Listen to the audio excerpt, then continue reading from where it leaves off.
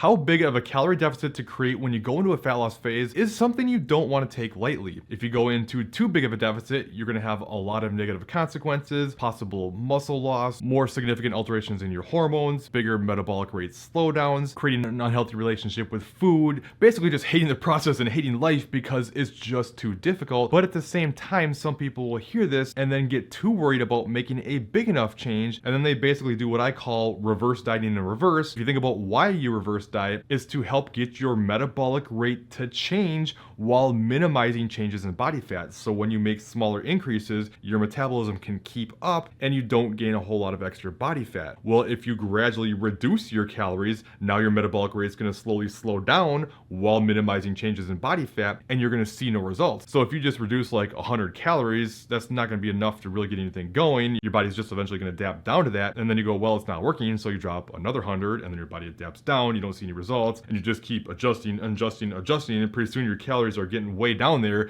and you haven't seen any results. Now, of course, I'm going to show you how much you should drop to start your calorie deficit, but in order to do this, you need to know at least roughly what your maintenance calories are. If you don't know what your maintenance calories are, don't worry. After I talk about how much of a drop to make and all that, I will explain how to find your maintenance calories. But don't assume you can just go look at some sort of TDEE calculator or any kind of online calculator and that's going to be your maintenance, because it doesn't know anything about your genetics, your diet history. It's just math. So assuming you know your maintenance calories, when you start your calorie deficit, you want to reduce your calories by 20%, give or take about 5%, depending on many factors such as how well you typically respond to a calorie deficit, if you plan on doing more or less extra activity, which for the record, much like you don't want to look at online calculators for your maintenance calories, you also don't want to look at calories burned from these equations either, because they're horribly inaccurate. So it's more about starting with things, being consistent with your nutrition, being consistent with your activity, monitoring,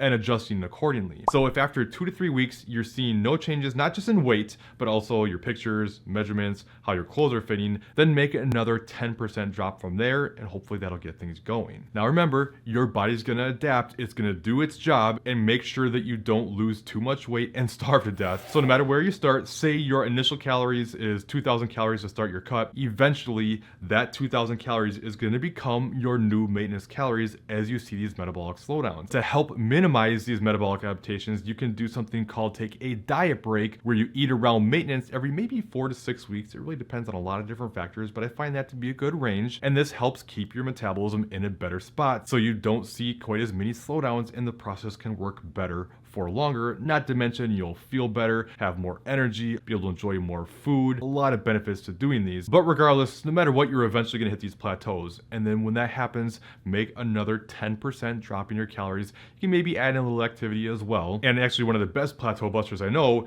is take a 2-week diet break first, then come back and make the 10% drop from your pre-diet break numbers, and this usually gets things moving really well. So if you don't know your maintenance calories, the best thing you can do to find it is don't change anything about how you eat, but now make sure you're diligently logging it and seeing what it looks like. Take an average calories for the week, and especially if you're already maintaining your weight, then you know that average is roughly your maintenance calories. But even if you're gaining or losing, you can do a little math to roughly figure out what it would be by using the 500 calorie per day or 3,500 calories for a week for a pound of fat. That's an oversimplification, but it's good enough to give you a rough idea. So let's just say you're gaining on average a half a pound a week and you're averaging 2,500 calories. Well, then you could safely assume it's probably about 250 calories below that, or 2,250. Now, with all that being said, if you get your maintenance calories and you find it's already too low to make these adjustments, if you're like, I can't drop 20% of my calories from here, I'll barely be eating anything, well, then it's imperative you don't drop your calories